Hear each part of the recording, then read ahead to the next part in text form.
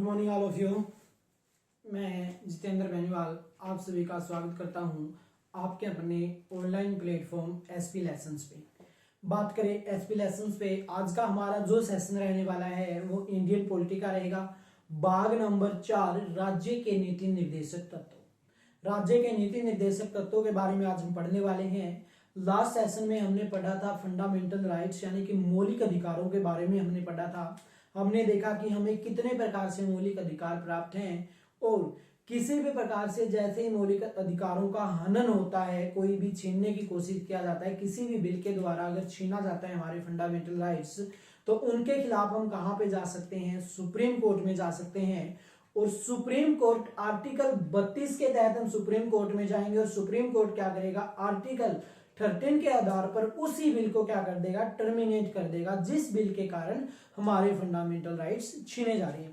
लेकिन बात करें हम राज्य के नीति निर्देशक तत्वों की, जो राज्य के नीति निर्देशक तत्व हैं, इनको लेकर हम कभी भी किसी भी प्रकार से न्यायालय में चुनौती नहीं दे सकते, क्योंकि आर्टिकल 37 हमें कहता है कि न्यायालय में इनको चुनौती नहीं दे सकते। तो एक व्यक्ति थे जिनका नाम क्या है? जिनका नाम है बी.एन. राव। क्या नाम है जी? बी.एन. राव। बी.एन. राव का कहना था, जब हमारे संविधान निर्माण की प्रक्रिया पे वर्क चल रहा था तो बी.एन. राव ने कहा,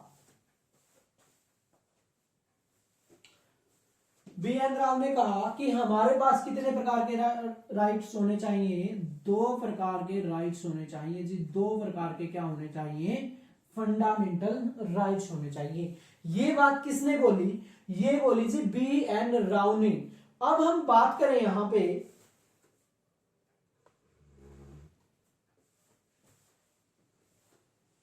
तो बी.एन. राव ने क्या कहा कि 2 प्रकार के हमारे क्या होने चाहिए? फंडामेंटल राइट्स हो जाने चाहिए। 2 प्रकार के कौन से? एक प्रकार के तो वो जिनको हम क्या कर सकते हैं? न्यायालय में चुनौती दे सकते हैं जी। क्या कर सकते हैं? न्यायालय में चुनौती दे सकते हैं। दूसरे हमारे फंडामेंटल राइट्स क्या होने चाहिए? जिनको हम किसी भी प्रकार से क्या नहीं कर सकते? न्यायालय में चुनौती नहीं दे सकते।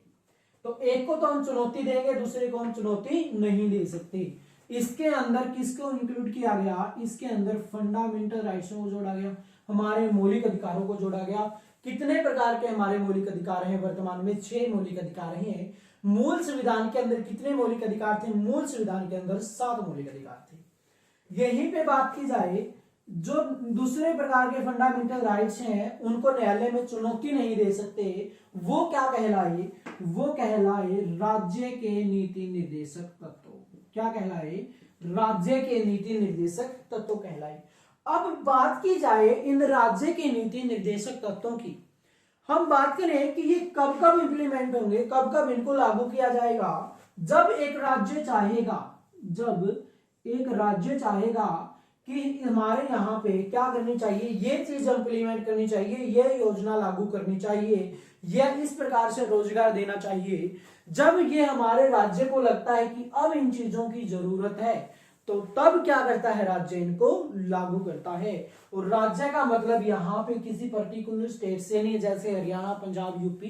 राज्य का मतलब यहाँ पे क्या है? एक पूरे देश से है, यानी कि पूरा देश को लगेगा कि अगर इन चीजों की जरूरत है तो देश क्या करेगा? उनको इंप्लीमेंट करेगा, अदरवाइज उनको इंप्लीमेंट नहीं करेगा। तो अब बात करते हैं हम, जो हमारे राज्य के नीति निर्देशक तत्व हैं, इनकी अगर हम बात करें तो ये कौन से भाग के अंदर आते हैं? भाग नंबर 4 के अंदर क्या इनका जिक्र है? कौन से भाग के अंदर? भाग नंबर 4 के अंदर जिक्र है। और ये कहां से लिए गए हैं? ये लिए गए हैं जी आयरलैंड से। बात करें हम, इसमें कितने आर्टिकल आते हैं जी? आर्टिकलों की अगर बात की जाए तो इसमें आर्टिकल कितने हैं? आर्टिकल 36 से 51।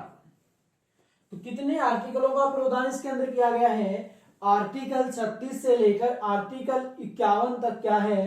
राज्य के नीति निर्देशक तत्वों के बारे में वर्णन है। अब क्वेश्चन मार्क ये आता है कि जो राज्य के नीति निर्देशक तत्व हैं, इनका काम क्या है? इनका मुख्य उद्देश्य क्या है? इनका एम क्या है? इनकी अगर बात की जाए, किसकी? इनकी एम की, कि इनका उद्देश्य क्या होगा। तो राज्य के नीति निर्देशक तत्वों का उद्देश्य क्या होता है,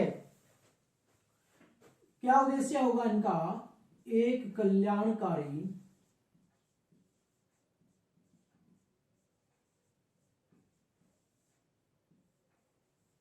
क्या होगा, एक कल्याणकारी राज्य का निर्माण करना। इनका उद्देश्य क्या होगा, एक कल्याणकारी राज्य का निर्माण करना। ये मुख्य उद्देश्य किसका होगा, ये होगा जी राज्य के नीति निर्देशक तत्वों का। राज्य के नीति निर्देशक तत्वों का प्रदान है, इनका फर्ज बनता है कि ये क्या कर सके, एक कल्याणकारी समाज की स्थापना कर सके। समाज को अगर रोजगार की जरूरत है तो समाज को क्या दे, रोजगार दें। उनको किसी भी प्रकार से किसी भी प्रकार की अगर जरूरतें हैं तो उनकी जरूरतें पूरी करने का अधिकार किसके पास है, राज्य के नीति निर्देशक तत्वों के पास। वो क्या कर सकता है, हमें रोजगार देता है। वही हमारे प्रति बहुत सारे उनके क्या है, कर्तव्य बनते हैं जो राज्य हमारे लिए करता है, यानी कि संविधान है जो वो कुछ ऐसी चीजों के बारे में प्रदान करता है कि एक समाज को क्या क्या मिलना चाहिए और क्या उसको नहीं मिलना चाहिए। लेकिन यहां पे कंडीशन क्या है, अगर राज्य हमें रोजगार नहीं दे रहा है, मान लो एक एग्जांपल देखते हैं, हमें राज्य क्या है, कोई भी रोजगार अवेलेबल नहीं करवाता है, तो हम उसके खिलाफ कहां नहीं जा सकते, सुप्रीम कोर्ट के अंदर नहीं जा सकते।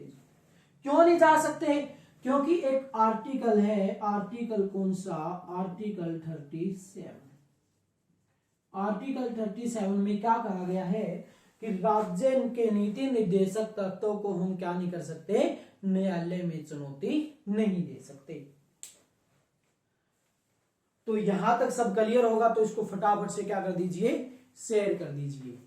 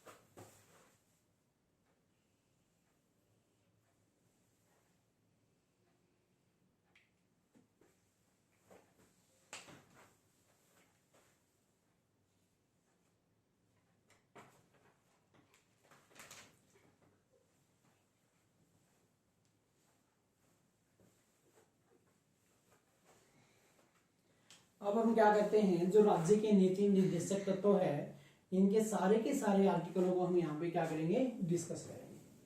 तो सबसे पहले हम देखते हैं आर्टिकल 36, जो अनुच्छेद 36 है, ये हमें किसके बारे में बताता है, ये हमें देता है क्या, परिभाषा। परिभाषा देता है ये किसकी, राज्य के नीति निर्देशक तत्वों की। तो बात की जाए आर्टिकल 36 में क्या है, परिभाषा है, राज्य के नीति निर्देशक तत्वों के बारे में बताता है। यही हमें बताता है कि जो इसका मुख्य उद्देश्य है वो क्या है, एक कल्याणकारी समाज की क्या करना, स्थापना करना। अब आगे बढ़ते हैं हम, इसके बाद एक आर्टिकल आता है आर्टिकल 37। तो आर्टिकल 37 की अगर बात की जाए तो आर्टिकल 37 के बारे में क्या है, इसके अंदर किस चीज के बारे में प्रावधान किए गए हैं। तो आर्टिकल जो 37 है, इसमें प्रावधान है कि हम किसी भी प्रकार से राज्य के नीति निर्देशक तत्वों को क्या नहीं कर सकते, न्यायालय में चुनौती नहीं दे सकते। क्या नहीं कर सकते जी, न्यायालय में चुनौती नहीं दे सकते। किसको नहीं दे सकते, राज्य के नीति निर्देशक तत्वों को। क्यों नहीं दे सकते, क्योंकि आर्टिकल 37 में लिखा हुआ है। आर्टिकल 36 में क्या लिखा हुआ है कि इनको जो लागू करेगा वो राज्य करेगा, किसके अनुसार, इच्छा अनुसार। राज्य को जब लगेगा कि इन चीजों की जरूरत है तो तब राज्य क्या करता है, इनको लागू करता है। अब क्वेश्चन ये आता है आर्टिकल 37 में और किस चीज का प्रावधान है। आर्टिकल 37 में क्या है, संशोधन है जी। क्या है, संशोधन।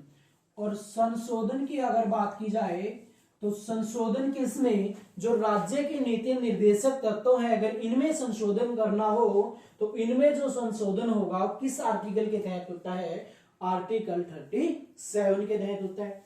अब क्वेश्चन यहां पे यह आता है, जो संशोधन होते हैं, संशोधन करता कौन है, संशोधन कौन करेगा, संशोधन करेगी जी संसद। हमारे संविधान के अंदर किसी भी प्रकार का कोई भी संशोधन करना है तो उसका अधिकार किसके पास है, संसद के पास है। तो संसद इसमें क्या कर सकती है, संशोधन कर सकती है। और जो इसमें संशोधन किए जाते हैं, अगर इन संशोधनों की बात की जाए तो इसका जो प्रावधान है वो कहां से लिया गया है, कहां से लिया गया इसका प्रावधान, इसका जो प्रावधान लिया गया जी वो लिया गया है साउथ अफ्रीका से। कहां से लिया गया है जी, साउथ अफ्रीका से क्या लिया गया है, इसका प्रावधान लिया गया है। दक्षिण अफ्रीका से क्या लिए गए हैं, इसके प्रावधान लिए गए हैं। किसके, जो राज्य के नीति निर्देशक तत्व होते हैं इनके अंदर अगर किसी भी प्रकार का संशोधन करना है तो उसका जो प्रावधान है वो कहां से लिया गया है, वो लिया गया जी दक्षिण अफ्रीका से। तो आर्टिकल 37 परिभाषा के बारे में बताता है। आर्टिकल 37 ने कहा कि इसको हम न्यायालय में चुनौती नहीं दे सकते। साथ ही इसने कहा कि अगर इसमें कोई भी संशोधन करना है तो हम किस आर्टिकल के आधार पर संशोधन करेंगे, आर्टिकल 37 के आधार पर संशोधन करेंगे। और जो संशोधन करने की प्रक्रिया है उसका जो प्रावधान है वो कहां से लिया गया है, वो लिया गया है जी साउथ अफ्रीका से। अब उसके बाद आर्टिकल 38 है, जो आर्टिकल 38 किसके बारे में हमें बताता है, तो हम यहां पे देखेंगे कि जो आर्टिकल 38 है ये हमें किसके बारे में बताता है। तो आर्टिकल 38 ये बताता है कि राज्य का एक कर्तव्य है। क्या है, राज्य का क्या होगा, एक कर्तव्य होगा जी। और वो कर्तव्य क्या है,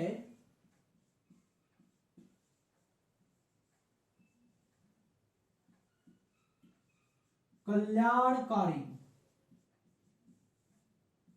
क्या करना, कल्याणकारी राजनीतिक और सामाजिक, जो सारा का सारा समाज है उसको क्या करना, कल्याणकारी बनाना। मतलब समाज का क्या करना, अच्छे से विकास करना, समाज की हर तरह से सहायता करना, वो चाहे राजनीतिक हो चाहे आर्थिक हो। आर्थिक आधार पर भी क्या करेगा ये समाज की क्या करता है, प्रावधान देता है। कौन सा, आर्टिकल 38। उसके बाद आर्टिकल आता है आर्टिकल 39। ये हमें किसके बारे में बताता है,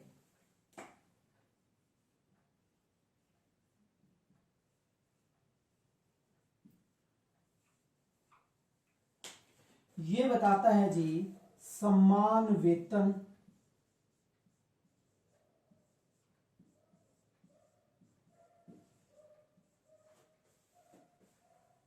और सम्मान कार्य के बारे में।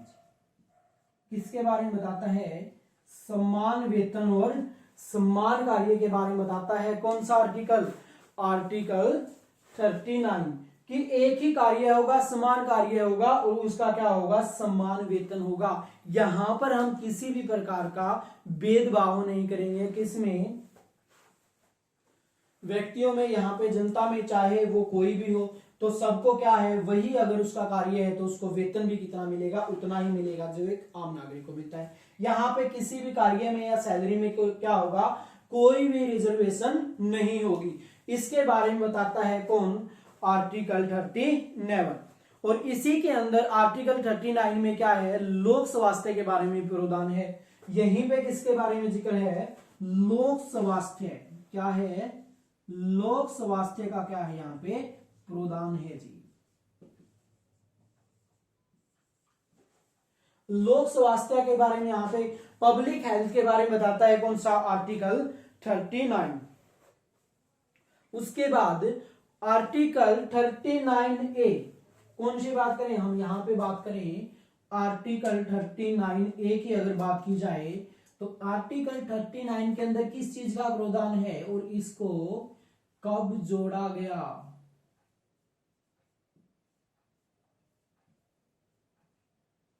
जो आर्टिकल 39 है इसको कब जोड़ा गया?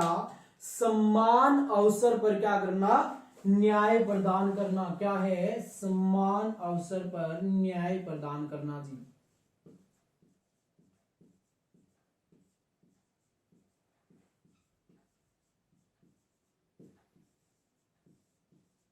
और इसके अगर जोड़ने की बात की जाए तो इसको कब जोड़ा गया था जी? इसको जोड़ा गया था 42वें संविधान संशोधन 1976 के अंदर। और 42वें संविधान संशोधन को हम किस नाम से भी जानते हैं? इसको लघु संविधान भी कहा जाता है जी। क्या कहा जाता है इसको? इसको लघु संविधान भी कहा जाता है। तो पूछा जाता है लघु संविधान किसे बोला जाता है? 42वें संविधान संशोधन को बोला जाता है। और 42वां संविधान संशोधन कब होता है? ये होता है जी 1976 के अंदर। इसके बाद एक आर्टिकल आता है आर्टिकल नंबर 40। क्या आता है? Article number 40। अगर इसकी बात की जाए आर्टिकल 40 में क्या प्रावधान किए गए हैं तो आर्टिकल 40 के अंदर प्रावधान है जी किसके? पंचायत के। जो हमारी पंचायत समितियां हैं पंचायत का प्रावधान किया गया है किस आर्टिकल में? आर्टिकल 40 में। यहां पे क्वेश्चन आता है मूल संविधान के किस आर्टिकल के अंदर पंचायत शब्द का प्रयोग किया गया है? तो आर्टिकल नंबर 40 के अंदर क्या किया गया है? यहां पे पंचायत का क्या किया गया जी? प्रावधान दिया गया है। कौन सा आर्टिकल? मूल संविधान का आर्टिकल नंबर 40। लेकिन मूल संविधान में इसका जिक्र है, लेकिन क्या पंचायत को अभी इंप्लीमेंट किया गया है? क्या पंचायत समितियों को अभी लागू किया है? अभी तक इनको लागू नहीं किया गया। क्यों?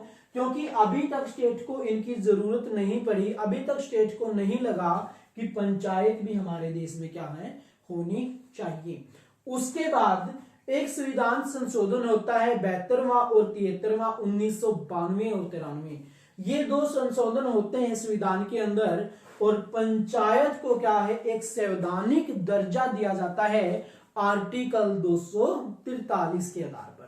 कब दिया जाता है? 92 और 93 के अंदर दिया गया। 92 और 93 में लगा स्टेट को कि अब क्या है? पंचायतें हमारे देश में होनी चाहिए। तो तब क्या किया गया? इसको लागू किया गया। लेकिन जो पंचायत शब्द था इसका प्रयोग आर्टिकल 40 में ही मूल संविधान के अंदर ही कर लिया गया था। और पंचायत को ही हम क्या बोलते हैं? स्थानीय स्वशासन बोलते हैं। क्या बोलते हैं? स्थानीय स्वशासन बोलते हैं किसको? पंचायत को। और एक क्वेश्चन यहां से निकल के ये आता है स्थानीय स्वशासन का सवर्ण काल किसको काल के कहा जाता है? जो स्थानीय स्वशासन का सवर्ण काल था वो किसके काल को कहा जाता है? वो कहा जाता है जी लॉर्ड रिपन के कार्यकाल को। किसके काल को? लॉर्ड रिपन के कार्यकाल को 1882 ईस्वी के अंदर। क्या था? लॉर्ड रिपन के कार्यकाल को स्थानीय स्वशासन का क्या माना गया? सवर्ण काल माना गया। अब हमारे क्वेश्चन एक आता है जब हम संविधान सभा की मांग उठाते हैं तो 1916 के अंदर होम रूल लीग आंदोलन के अंदर स्थानीय स्वशासन की क्या उठाई गई थी? मांग उठाई गई थी। जैसे 1895 के अंदर बाल गंगाधर तिलक के द्वारा क्या की गई थी? संविधान सभा की पहली बार मांग उठाई गई। इसी प्रकार से 1916 में होम रूल आंदोलन के दौरान क्या किया गया था? स्थानीय स्वशासन की मांग उठाई गई थी। तो आर्टिकल 40 में हमें किसका प्रावधान है? आर्टिकल 40 में पंचायत के बारे में बताया गया है। पंचायत शब्द का यहाँ पे सिर्फ क्या किया गया है? प्रयोग किया गया। अभी तक पंचायत को क्या नहीं गया? संवैधानिक दर्जा नहीं दिया गया। तो आगे चलकर संवैधानिक दर्जा इसे कब दिया जाता है? 72वें और 73वें संविधान संशोधन 1992 और 93 के अंदर क्या दिया जाएगा? संवैधानिक दर्जा दिया जाएगा आर्टिकल 243 के अंदर। अब उसके बाद बात करें हम आर्टिकल 41 के अंदर क्या है, किसका प्रावधान है? बात करें हम आर्टिकल 41 के अंदर, आर्टिकल 41 के अंदर किस चीज के प्रावधान है, किसके बारे में कहा गया है? आर्टिकल 41 में इसमें कहा गया है कार्य पाने का अधिकार। क्या है? कार्य पाने का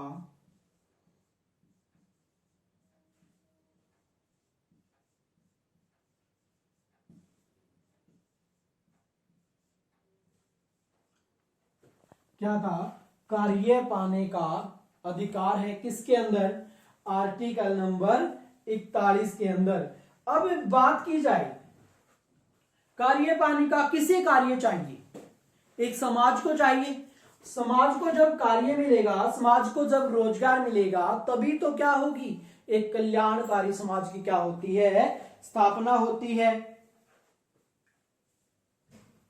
और यहीं पर बात करें हम, इसके अंदर क्या है? कुछ दशाओं में क्या है? कुछ दशाओं के अंदर क्या है? कुछ दशाओं में काम,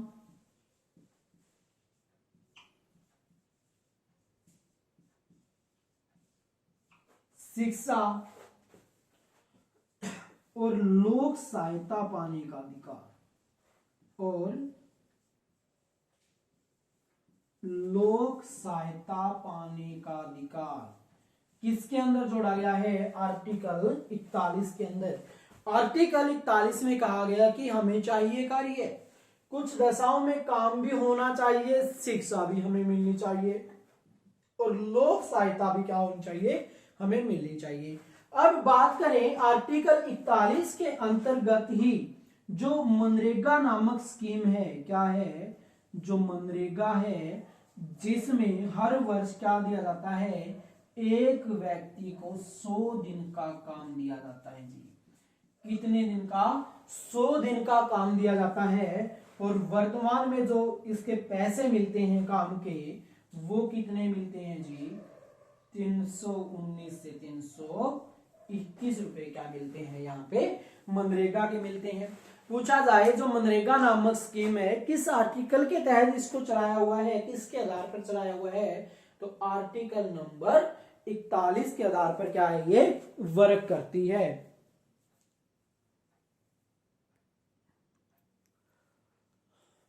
अब उसके बाद हम बात करें आगे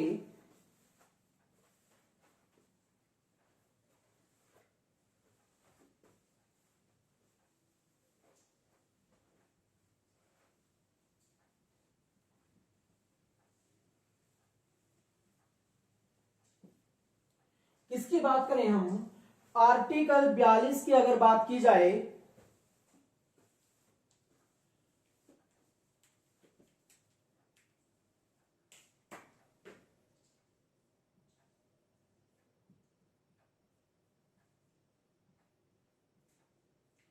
आर्टिकल 42 में क्या है?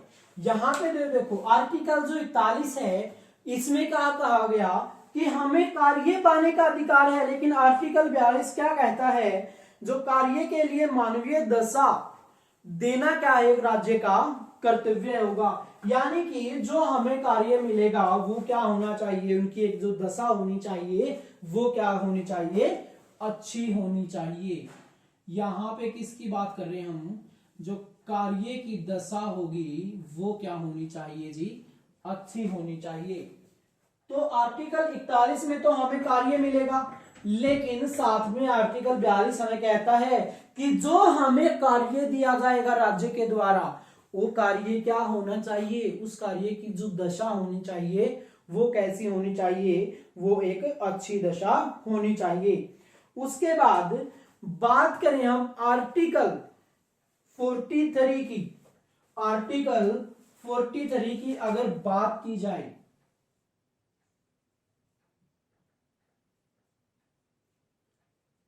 इसके अंदर क्या है, इसके अंदर क्या प्रावधान है, न्यूनतम मजदूरी का। किसका है जी, न्यूनतम मजदूरी का यहां पे क्या है, प्रावधान है जी।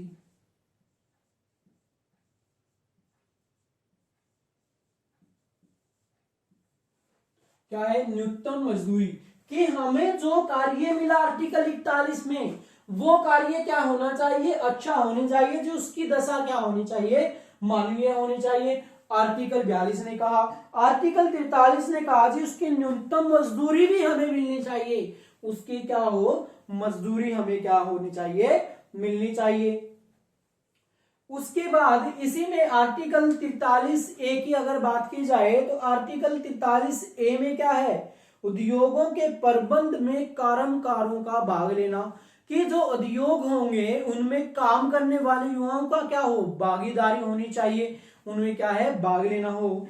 आर्टिकल 43 का 2 क्या कहता है, सरकारी समितियों के प्रबंध और परिचालन का क्या होना चाहिए, नियंत्रण होना चाहिए जी। सरकारी समितियों में भी क्या हो, हमारा सहयोग होना चाहिए। आर्टिकल 2 पार्ट हमें इसके बारे में बताता है। अब बात की जाए आर्टिकल 44, ये हमें क्या कहता है, आर्टिकल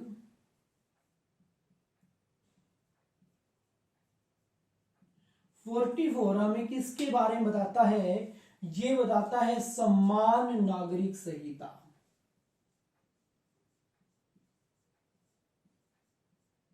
किसके बारे में बताता है जी, समान नागरिक संहिता के बारे में इसने बताया। तो समान नागरिक संहिता कौन सा आर्टिकल बताता है, आर्टिकल 44 हमें इसके बारे में बताता। अब समान नागरिक संहिता पाने वाला पहला देश का राज्य कौन सा है, इंपोर्टेंट क्वेश्चन बनता है, समान नागरिक संहिता पाने वाला देश का पहला राज्य कौन सा है, तो समान नागरिक संहिता पाने वाला देश का पहला राज्य है गोवा। कब बना, 2017-18 के अंदर क्या बना था, ये समान नागरिक संहिता पाने वाला देश का पहला राज्य बना था। उसके बाद आर्टिकल 45 क्या है,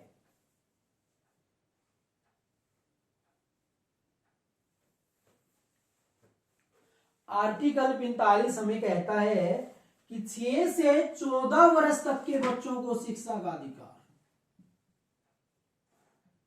आर्टिकल 45 हमें कहता है 6 से 14 वर्ष तक के बच्चों को, 6 से 14 वर्ष तक के बच्चों को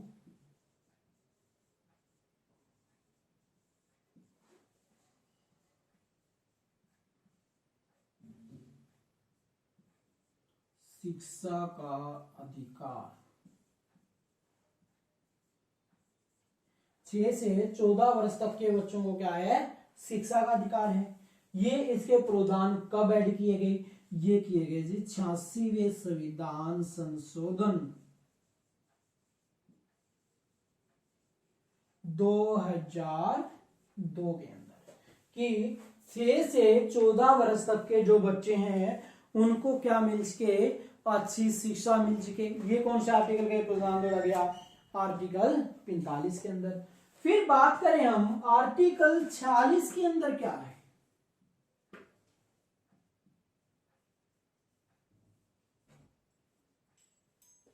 आर्टिकल 46 हमें क्या कहता है, ये कहता है रिजर्वेशन के बारे में। जो SC ST है इनको क्या होगा, आर्थिक आधार पर क्या देना, इनको आरक्षण देना। कौन से आर्टिकल में, आर्टिकल 46 के अंतर्गत क्या आता है, SC और ST को आरक्षण देना।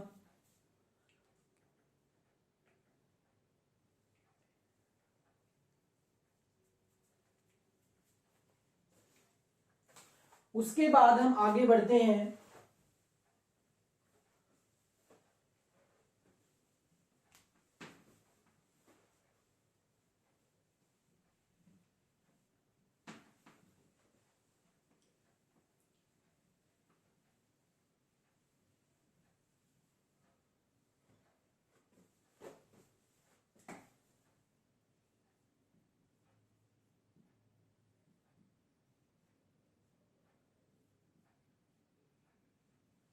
आर्टिकल 47 में क्या है,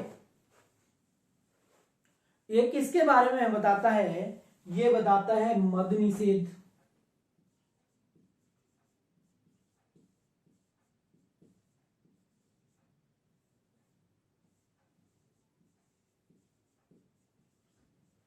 पोषाहार भोजन, और ये हमें बताता है स्वास्थ्य के बारे में। आर्टिकल 47 में क्या है, मद निषेध होगा, जो नशीले पदार्थों का सेवन है वो क्या किया जाएगा, बंद किया जाएगा। पोषाहार भोजन दिया जाएगा सबको, और स्वास्थ्य के बारे में क्या रखा जाएगा, ख्याल रखा जाएगा। कौन से आर्टिकल के अंदर, आर्टिकल 47 के अंदर।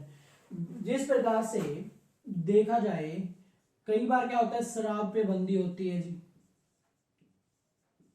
जैसे बिहार में की गई थी, शराब बंद कर दिया गया था। किस आर्टिकल के तहत ये बंद किया गया था, आर्टिकल 47 के आधार पर क्या लगा, शराब बंदी लगी। क्यों, क्योंकि नशीले पदार्थों के सेवन पे क्या लगाया जाता है, बैन किए जाते हैं। और पोषाहार भोजन दिया जाता है सबको, अच्छा भोजन दिया जाएगा। अब अच्छा भोजन उनको दिया जाएगा तो उससे क्या होगा, उसका जो स्वास्थ्य है वो क्या हो जाएगा, अच्छा होगा।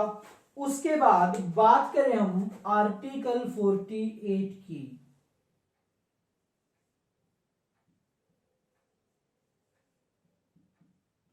आर्टिकल 48 में क्या है, आर्टिकल 48 में किसके प्रावधान है, अगर बात की जाए इसके अंदर क्या प्रावधान है, यहाँ पे कृषि की जाती है जी, एग्रीकल्चर के बारे में यहाँ पे बताया जाता है। यहीं पर क्या होगा,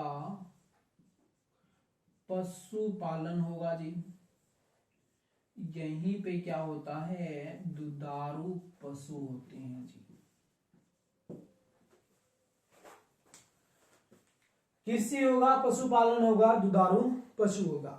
अब हमने देखते हैं हम क्या, कि गवर्नमेंट टाइम टू टाइम क्या करती है, हमें लोन अवेलेबल कराती है। कभी डायरी पे करवाती है, कभी किसी चीज पे करवाती है, कभी पशुपालन पे कराती है, कभी दुधारू पशुओं पे देती है। जो हमें लोन वगैरह गवर्नमेंट देती है वो किसके अंतर्गत प्रावधान है, आर्टिकल 48 में कहा गया है कृषि पे ध्यान दिया गया है, पशुपालन पे ध्यान दिया गया है, और दुधारू पशुओं की तरफ भी यहाँ पे ध्यान दिया गया है आर्टिकल 48 के अंदर। और आर्टिकल 48 का ए, यहां पे बात करें हम, आर्टिकल 48 का ए, इसकी अगर बात की जाए तो इसके अंदर किस चीज के प्रावधान हैं जी, पर्यावरण संरक्षण के जी।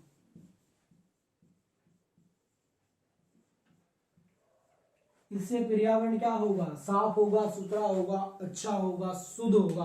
क्यों, क्योंकि बात करें हम, जो मानव था उसने क्या किया, सारे नशे पते त्याग दिए उसने, वो अच्छा भोजन खाता, उसका स्वास्थ्य क्या हो गया, अच्छा हो गया। अब अच्छा स्वास्थ्य है तो व्यक्ति काम कर सकता है। अब काम करेगा तो वो कहां पे करेगा, खेत में करेगा जी। अब खेती करनी उसने स्टार्ट की। अब जैसे ही उसने खेती करनी स्टार्ट की तो उसने विचार किया कि उन्हें साथ के साथ में क्या करूं, कुछ पशुपालन करूं। तो उसने पशुपालन स्टार्ट किया।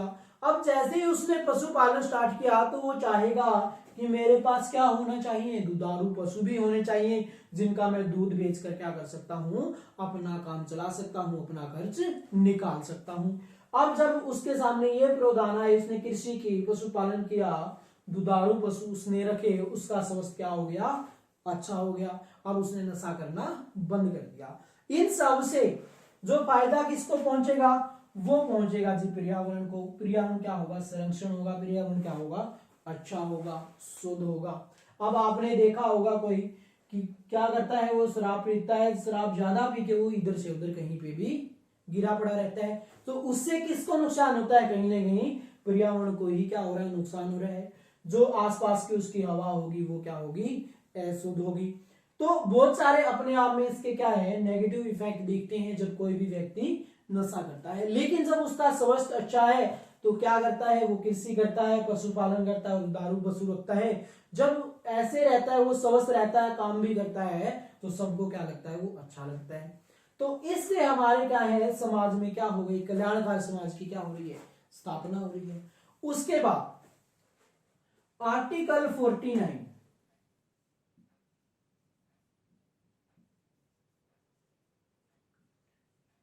इसके अंदर क्या है, राष्ट्रीय महत्व के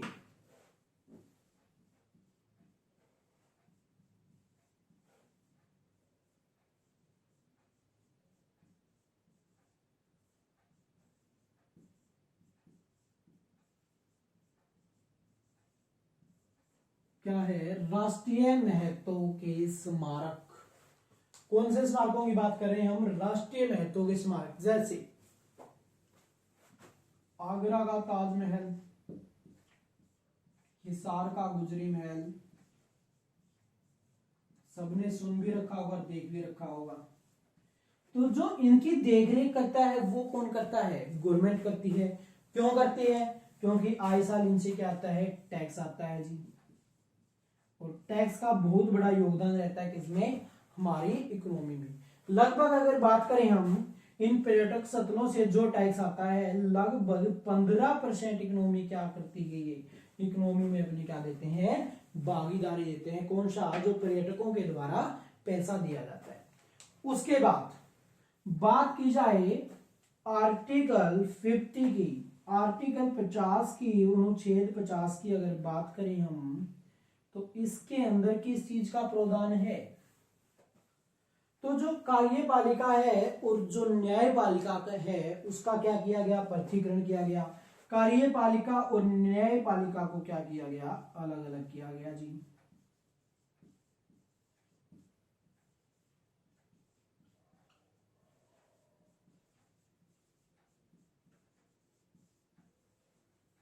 कार्यपालिका व न्यायपालिका को क्या करना, अलग अलग करना जी।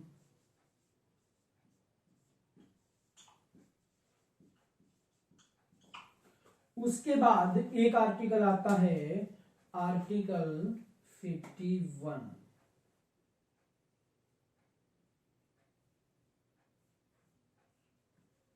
इसके अंदर क्या है, अंतरराष्ट्रीय शांति कायम रखना जी। क्या,